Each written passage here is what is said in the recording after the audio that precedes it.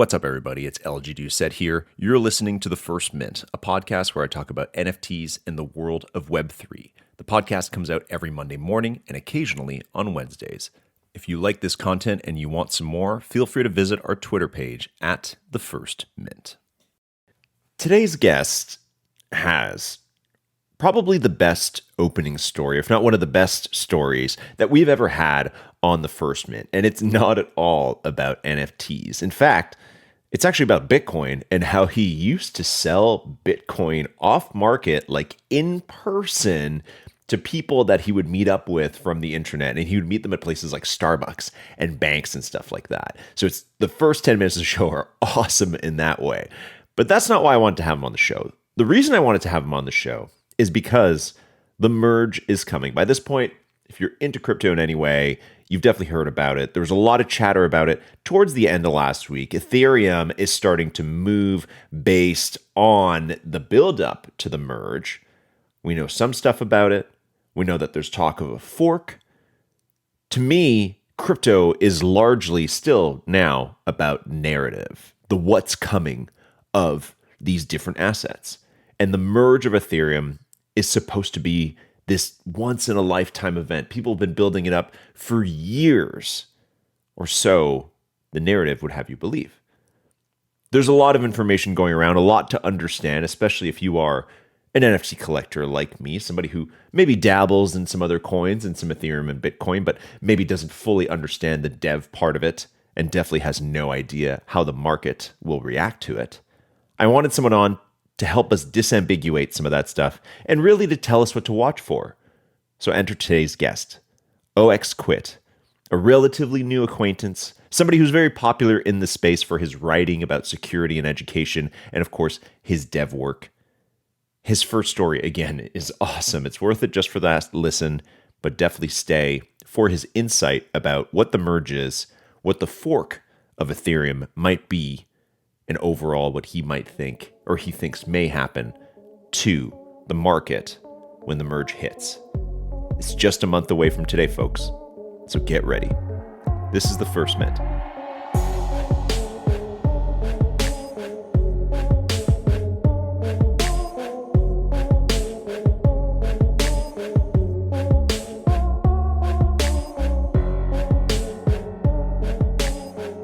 Ladies and gentlemen of The First Mint, we have a very special guest for you today. Someone that he's got a very unique name, 0xQuit. Maybe you don't know the name, but I guarantee you've seen his tweets because they're incredibly helpful. He is a security enthusiast. He is an excellent dev, from what I've heard, and perhaps what we'll see sometime very soon. And also somebody who just wants to educate the masses, and he's on today to talk to us about Ethereum and the merge and all the stuff that's going down in the next couple weeks. Quit. Great to have you on, man. Great to chat with you. Thanks for having me. So let me. We always start. This is so basic to do on podcasts, but especially since I don't know you very well. We don't know you very well. Tell me about how you first got into crypto. Like, what was that like? What was it? Are you like a class of Bitcoin 2014 guy? Are you a apes guy? Where was your entry point? Yeah, it was Bitcoin back in 2013, actually. Oh shit! Wow. I remember hearing about Bitcoin in 2011, 2010, something like that. Mm-hmm. It had just hit 25 cents, and I dismissed it. I said it was overvalued, and then came back and I started reading about it because it was in the news for being around, I think it was $150, $200. And I was like, oh, this thing's still around. I'd better actually look into it. And the more I read, the more I became obsessed. So I ended up dumping in my full savings account, which was not a lot at the time. Otherwise, I'd be retired. But I ended up going all in, and it was a lot for me at the time. And ever since then, I've just been all in crypto, totally obsessed with it. Dude, what hooked you, though? Especially so early, it couldn't have been too easy to acquire some. Yeah, Satoshi, his vision was definitely a big part of it. I didn't really know anyone getting into it, so definitely not that. But I think what appealed to me was it was this system that was built to make banking available to the masses, right? Mm-hmm. And that's such an important thing. And it was sort of at the peak of Occupy Wall Street and all of that was going on, or rather, right, shortly after. And And it just seemed like a fantastic solution to all that stuff and a way to make finance more fair for everybody. Mm-hmm. And you're right that it was not easy to get. Coinbase was just getting started, so I'm thankful for them. They did, well, I'll tell you the story. I'm sort of thankful for them. They definitely improved the process of buying Bitcoin. But what I did was you'd link a bank account on Coinbase, but they didn't have wire deposits just yet. You could only ACH. And so you'd buy Bitcoin, but it wouldn't process for about 10 days. And after those 10 days, so when I first bought, it was $150. After those 10 days, it was up to about 300, and I was ecstatic. I was like, I got in at the perfect time. Like, my money's doubled. This is great. And then at the end of the 10 days, I got an email from Coinbase saying that the price had moved too much, and so that they were canceling my buy order, but that the money was available in my account, and I can buy it again if I'd like. What the fuck? So needless to say, I was frustrated. But that kind of set me on the path of like, this is our decentralized money, right? So why do I have to rely on traditional banking methods to get it? Like that's the choke point. And so I actually started on my own. I bought as much as I could, and then I'd go onto Local Bitcoins, which was at the time a big site for peer-to-peer trading. I think it still exists, but probably isn't legal in America anymore. And I'd meet people in like Starbucks and stuff that really wanted Bitcoin, and I'd just sell it to them for cash so that they didn't have to wait that 10 days. So you were selling Bitcoin like to people in Starbucks, like some kind of like Bitcoin dealer? Yeah. Like it sounds very shady, right? At the time it was, because I remember like the Bitcoin ATMs, which I think was a couple years after that, and just being like, who the hell, like, obviously I wasn't in at the time, and I was like, who the hell is using this? And just being curious when I'd see somebody actually walk up to it. So you preceded that. You were like the pre-ATM. You were the Starbucks dealer guy. Yeah, actually, one of my a good friend that I made while doing this. He started, I believe they're the largest Bitcoin ATM network in America now. And I remember him buying his first ATM and saying, this just basically automates what we do. Let's do it. And I've watched him now grow, and it's been awesome to see. But yeah, I'd say I was the shady Bitcoin guy going into Starbucks, or oftentimes we'd meet in banks because they provide you a safe room. They can check the money and make sure it's real. It was very what? Hold on, wait. Wait. Banks would facilitate you exchanging, like somebody giving you cash for the Bitcoin?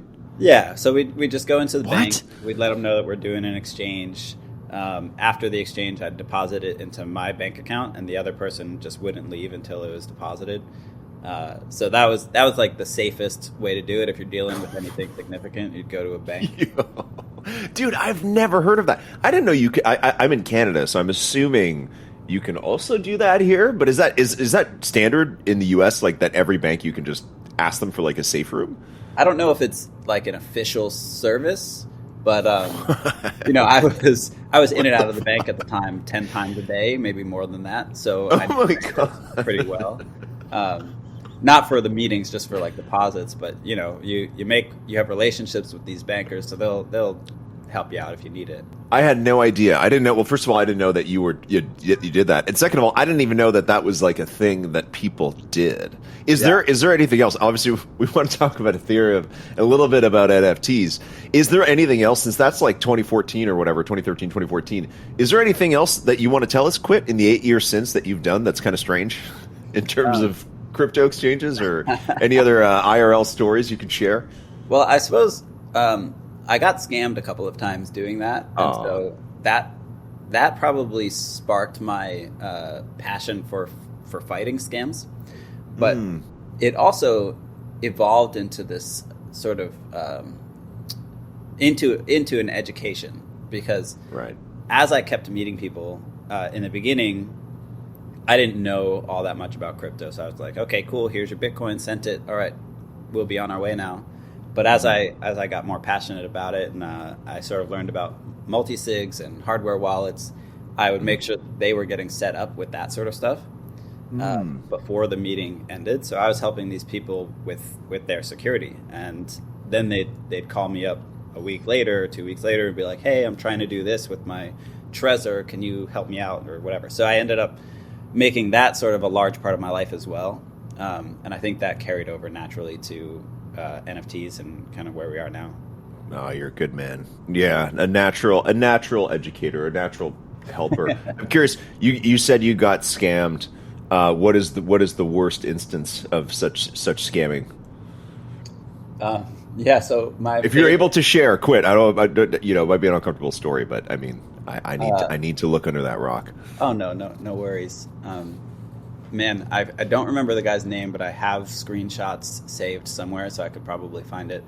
But he contacted me on local Bitcoins, and he wanted to deposit, and I think it was $2,000, something like that, for 3.5 ETH at the time. So that was still a pretty hefty portion of my stack, and I said, okay.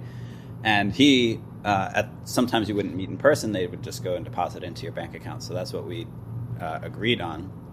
Or sorry, no, he wanted to Venmo me instead of depositing into my bank account. I had never heard of Venmo at the time, so I set up a Venmo account, and he sent me. I was doing KYC to make sure I was following all the regulations, and so I got a passport from him. He was like an old guy from Pennsylvania. I thought it was a little bit weird, but c'est la vie. Sure.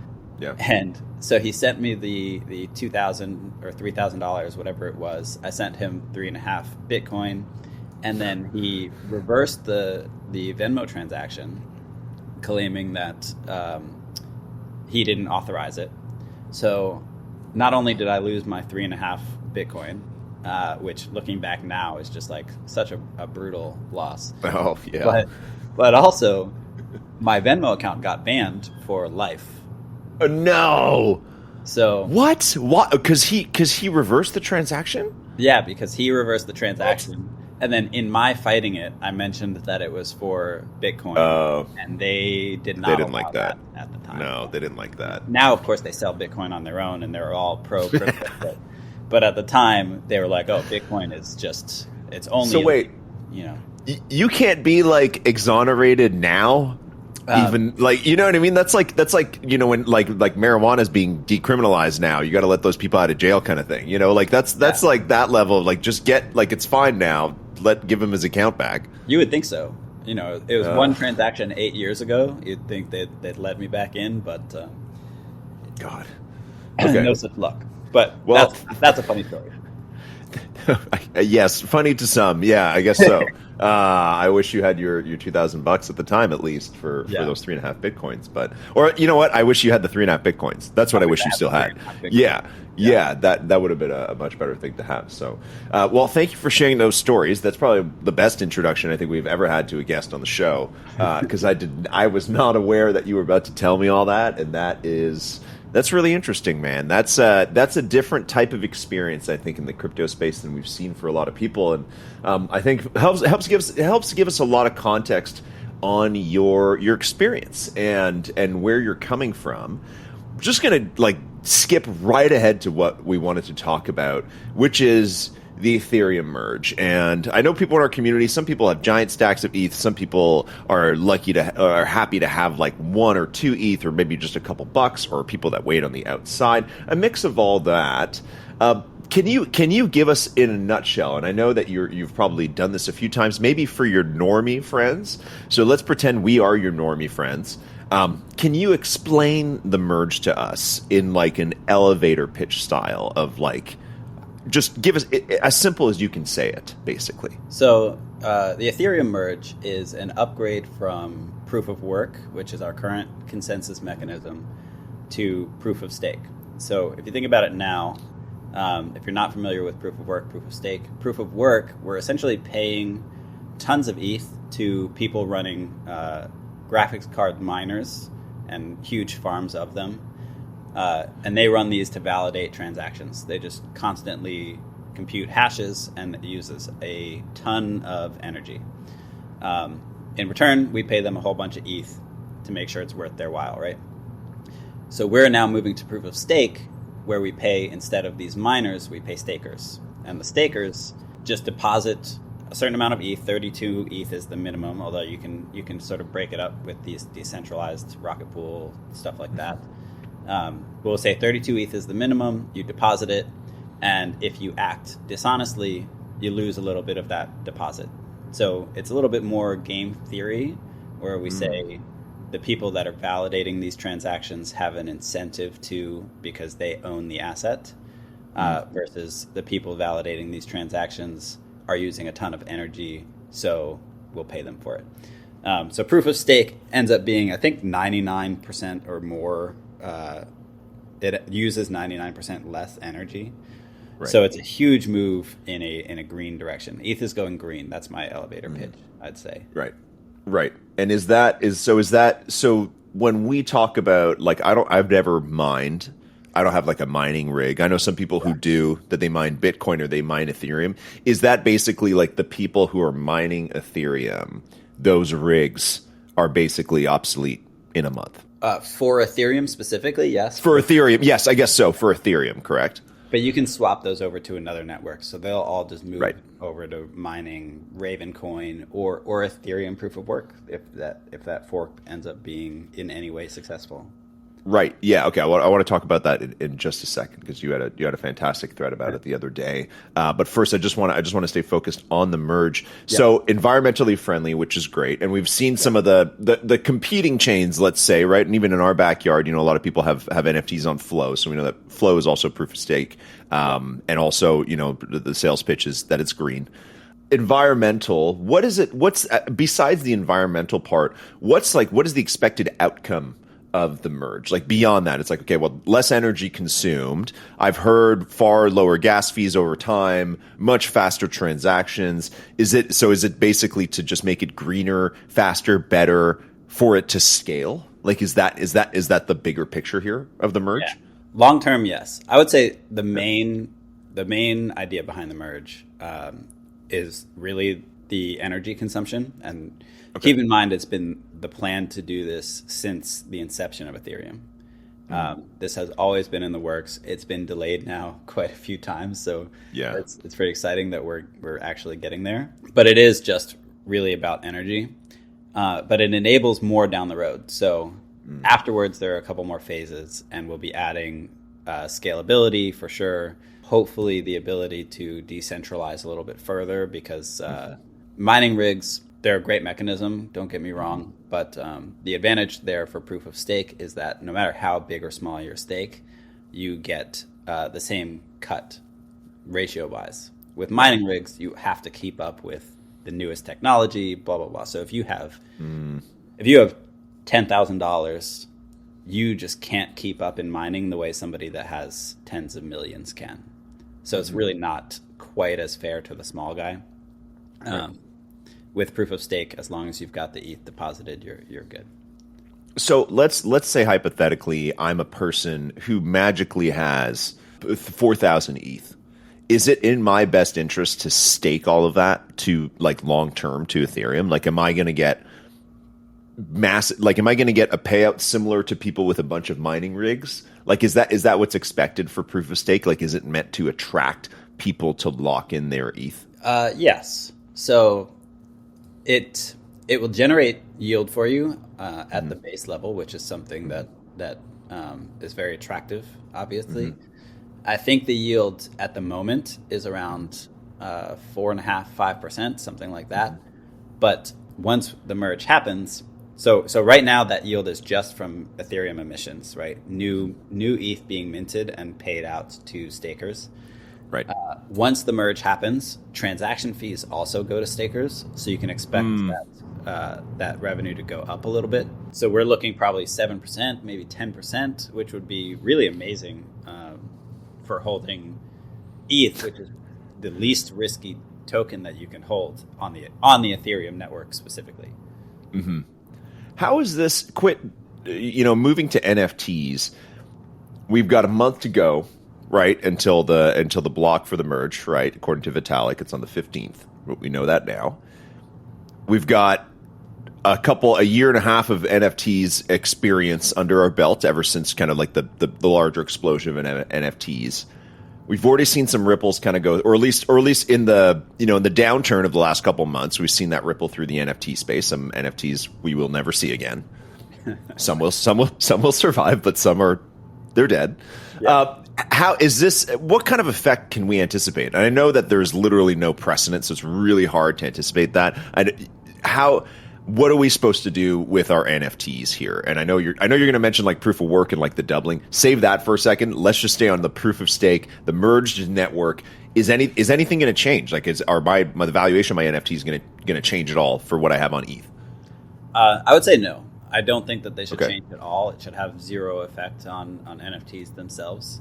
So if you're holding your NFTs now, I mean, aside from us being in a pretty brutal NFT downtrend, you have nothing to worry about. Okay, so nothing to worry about. What about other chains? Is the merge effect, like if ETH surges or dumps after the merge, or either way, is that or anything else? Does this have any effect on the other chains? Do other chains that are proof of stake go down in value in terms of their home token, like Flow? Yeah, that's a tough one to speculate on.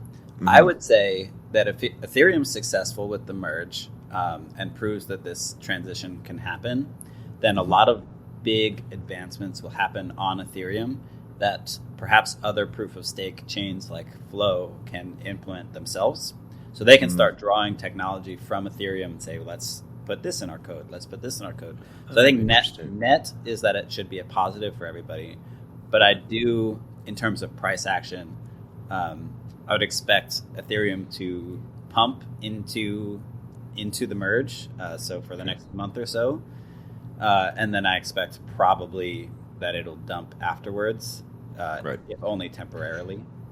Mm-hmm. Based on precedents. People get really excited about these things. Wow. It happens. It's over. And then you just have that. Everyone's letting out their sighs. The cells start hitting. But so that would be my guess. Although I'll say that the pump so far, we're up more than 2x from the bottom. Has definitely outpaced my expectations so far. Interesting. Not financial advice. Anybody listening to the show knows this is not financial advice. So. Nothing. If it doesn't move at all over the next month, don't get mad at Quit or me. It's just what it is. On that. That is just. I'm not acting on it personally, so don't. That's all good, man. Let's talk. I'm sure a lot more will come out about the merge in the coming weeks. The big news at the end of last week was that some people are planning to fork Ethereum, and this could be a new term for a lot of people. Quit, can you give it to us again in that elevator pitch, layman's terms? What is this? What does that mean, and what are they trying to do exactly? Yeah, so you can think of forking as they're just copying and pasting the entire history of Ethereum, and then proceeding on their own path from there. So when the merge happens, Ethereum continues as normal for all users of Ethereum. We'll just move over to the proof of stake chain. That becomes the main chain, and then some people will fork it, maintain proof of work, and say, this is the real Ethereum or whatever, right? And they continue on that chain. So there will be two separate chains that all have the same history up until the point of the fork. So I saw on Twitter people saying that there's going to be another like 10,000 Bored Apes forked onto the proof of work chain, like the rogue chain, let's call it. Is that true? Like, what is that? How can they just do that? It's like a mirror world, like when you play a video game and then you go into like the bizarro version of the same thing, or like Stranger Things, like the underworld or whatever it's called. You know what I mean? It's like a doubling, but it's like the zombie version. Is that basically what it is? Exactly. Yeah, it's a bizarro world. It's bizarro ETH. No, but these things, they will exist. Everything that exists on Ethereum now will exist on the fork as well, right? And it all points to the same data, same images. Everything is the same. That doesn't mean that they're in any way valuable, because I could fork Ethereum today and make a new chain called Quit Chain, and it has all the apes on it. And if nobody uses it, then those apes are still worth zero, right? So hold on. If they fork, if they fork, I have a mutant. If they fork it, there's just like a mutant. There's like a bizarro on this bizarro chain. There's the same mutant, and I own it, or is it just there? You own it, yeah. So the Oh. exact same private keys will exist on the other chain, which means you, being the owner of that wallet, you own everything on the proof of work chain that you do on the proof of stake chain. Yo, that's wild. So what's the like in the? I guess more. You're probably more connected to like like the dev side and what that means. What is the reaction to that? Like, are a lot of people? I'm assuming most people are against it. It'd be like, no, like stop messing around. Like, let's just focus on the proof of stake part. And obviously, probably like Vitalik is probably not happy, but I'm assuming that's expected. Some people would hang on to it. I just think it's just like a funny thing that people can just do that.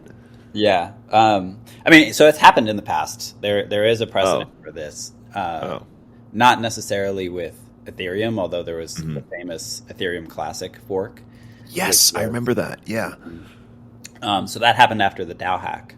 Basically, a large percentage of all Ethereum in existence got stolen by one party. And so as a community, Ethereum decided to fork and roll back those transactions to before the hack and then just start again. And that's the Ethereum we know today. Ethereum Classic is the quote-unquote pure version that still includes that DAO hack and all of the repercussions that came with it. So they split way back towards the beginning, but definitely both now exist side by side. I would just say, Ethereum Classic holds very little value. Dude, hold on. I just Googled it, and the first headline is Ethereum Classic hits 4-month high as merge approaches. Explain that, Quit. What does that mean? It's still negligible in comparison to Ethereum. I love it. I think that this is the kind of stuff, man. I always tell people, who are getting into crypto or getting into NFTs, that I'm like, listen, the best part is that outside, connecting with people in the community, connecting with people across the world is the best part. But the second best part is like how every day there's some kind of like weird new thing that's happening that you have to like learn about it. And it's just something that it's like, especially if you've never really been like a technological savvy person like me, it's just like you're like, fuck, like I didn't know that people could just do this shit in crypto, and that's what makes it fun at the same time. As long as it doesn't like crush my bags, it's great to learn about this kind of stuff.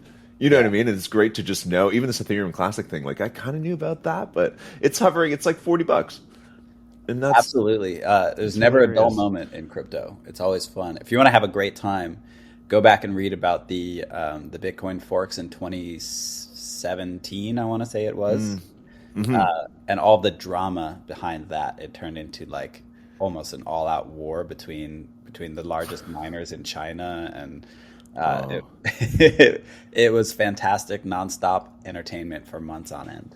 Oh man, maybe we'll have to have you back to tell us that story, man. A little every backstory you've told us has been amazing. So we'll have to have you back to do a little history. Perhaps, and Quit. We'll have to have you back as well to chat a little security, because you've been incredibly helpful to a lot of people on the security side. A lot of people getting scammed with clicking on the wrong links, giving their seed phrase away. So we'll have to have you back sometime soon to tell us about that. Real quick before I let you go, and thank you so much for telling us so much about stuff we didn't know. You've got a couple projects coming up. Our friend in the First Mint, Blockamus, is working with you on Block of Horror, which I know is coming out soon. So we'd love to hear a little bit about that. And you also teased another project, if you can tell us about that at all. Yeah, sure. So Block of Horror, the mint is today, which is exciting. It's a small prologue mint, so it's only 750 supply. I think all of the spaces are spoken for already. But nonetheless, launch is around 5 p.m. We're all very excited for it. We've been building since, I think, late last year, if my timeline is correct. So it's been a long time coming. The team behind Block of Horror they're all great guys. I met them all at NFT NYC. And they're all Hollywood guys. So they're in Web3 for the right reasons. They know the Hollywood backbone. They know what's wrong with it and how they want to fix it. So I'm excited to be a part of that. And I expect big things from them. It's also the debut of ERC 1155 Guardable, which is a token that I hope becomes more widely used. I just put out the code for it a couple of days ago, and it essentially lets you lock your approvals so that nobody can steal your NFTs. Oh, cool! Just for that NFT that we're minting, then. That. Yeah. Okay. Okay. For anything else, for like Bored Apes and things like that, the only way to implement it would be to wrap the apes in another contract, which is probably too burdensome for most. But for projects moving forward, we can absolutely include this. Right. Okay. Okay, cool. Curious to hear a little bit more about that. So maybe we'll get a little primer from you. Maybe we'll get a little primer from you on Twitter telling us about what that is, or maybe you already put it out. Oh, yeah. I plan on writing a thread probably later today before launch so that everybody... Excellent. Yes, please. That's what we need. The threads are excellent. And you teased, last thing for you, you teased a little project, a different project of your own coming soon. Can you tell us anything about that? Yeah, so that is 0xSnipe. It's a project that so to be honest, it started because I was looking for a Bored Ape back in the day, and I was spending hours on end on OpenSea just browsing apes, looking at new listings, blah blah blah, and eventually I said, screw this, and I spun up a Discord bot that would just accept traits as parameters, and then it would just spit out new listings that match those if they're under a certain price. So it ended up getting me Quit, my ape, which is I think a pretty sick land, and after I was done, instead of just throwing it away, I thought I can invite people from communities that I'm a part of or friends, and they can use this too. And so we've been building it out sort of by just community suggestions and feedback for about almost a year, I suppose now, and so we'll be token gating that starting later this week, which is exciting for us. And I had the opportunity to work with two artists that I really respect.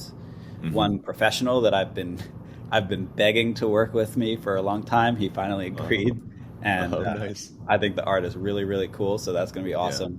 Yeah. And then so there's only 3 tokens. The top tier will be by him, and the other 2 will be by a personal friend of mine who has never sold artwork, but I think makes really awesome art. So I'm excited to get her into this, and I'm excited to share both. I think everyone's going to love it. Awesome. Well, dude, I'm going to keep an eye out for that. When did you acquire your ape? I'm curious. What month in the timeline? I think August. No, September last year. Oh wow. Yeah. Okay, so post mutant. Post mutant by maybe a week. Yeah. Okay. Nice. And I see you've got your Penelope's ETH address there as well. So shout out PCC. PCC is a project that I will always shout out. I love what they're building. Yeah. Carlini was literally, I think, even before we had like a show, Carlini came on. We did it. You don't know the story, but we crashed the Top Shot Discord once when I convinced them, like in January 2021, to let us do like a live show in the Discord. Like there was no stages then; it was just like the voice chat, and we had like 1,000 people join, and it just crashed everything. But Carlini was one of the 3 people I asked to be on and like to chat Top Shot with us. So it was like the first ever Top Shot live show, first ever show that we did, and first ever Discord crashing. So shout out Carlini, our old friend. And a great human. So okay, wait, I have one more thing for you. At the end of every show, Quit, we do a Would You Rather. So I only have one question for you, okay? It's a game called Would You Rather, and I give you 2 options. You pick which one you'd rather, okay? It's a very simple one. Would you rather get your 3.5 Bitcoin back or be allowed back into Venmo? Oh, my God. I want my 3.5 Bitcoin, man. Fuck Venmo. Yeah. Nice. Right on. Well, dude, thank you so much, Quit. It's been a pleasure, and thanks for making time, dude. All right. Thanks for having me. And that is going to do it for us today, folks. Thank you so much for listening. Hope you enjoyed that interview with 0xQuit. We have another banger interview coming up for you next week, and even the week after that. We got another fantastic set of interviews lined up over the next couple weeks, so hope you tune in. Otherwise, have yourselves a wonderful Monday and a wonderful week.